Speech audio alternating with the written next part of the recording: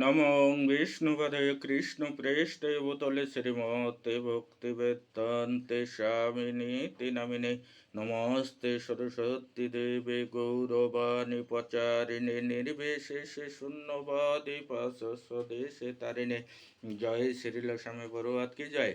কৃষ্ণ কৃপা শ্রীমূরতি শ্রীল অভয় চরণাবিন্দ ভক্তি বেদান্তে স্বামী প্রভুবাদ আন্তর্জাতিক কৃষ্ণ ভাবনামিতে সঙ্গে প্রতিষ্ঠাতা আচার্য জয় শ্রীল স্বামী বড়ুয়াত কি জয়। কিভাবে পরীক্ষিত কলিযুগের সম্মুখীন হন, তাই 23 নম্বর শ্লোকে অনুবাদে কি বলছেন যে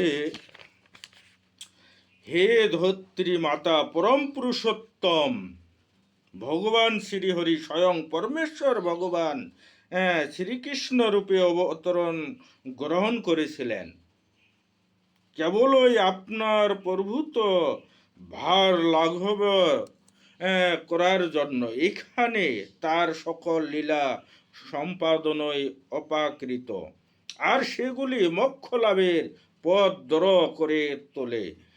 এখন তিনি অন্তর্হিত হয়েছেন বলে আপনি নিশ্চয়ই তার লীলা কথা স্মরণ করেছেন এবং মনে হয় সেগুলি অভাব শোকাকুল হচ্ছেন। তাই এখানটি শ্রীল স্বামী বড়ুয়া সুন্দরভাবে ব্যাখ্যা করেছেন পরমেশ্বর ভগবানের কার্যকলাপের মধ্যে মোক্ষদান বিষয়ক লীলাও থাকে, তবে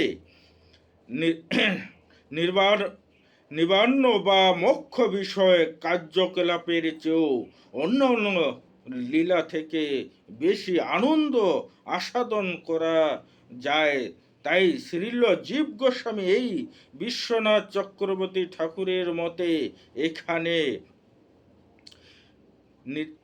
যে নিরাবন্ন বিলাসিতানি শব্দটি ব্যবহার করা হয়েছে তার অর্থ যা মোক্ষ লাভের মূল মর্যাদা হ্রাস করে।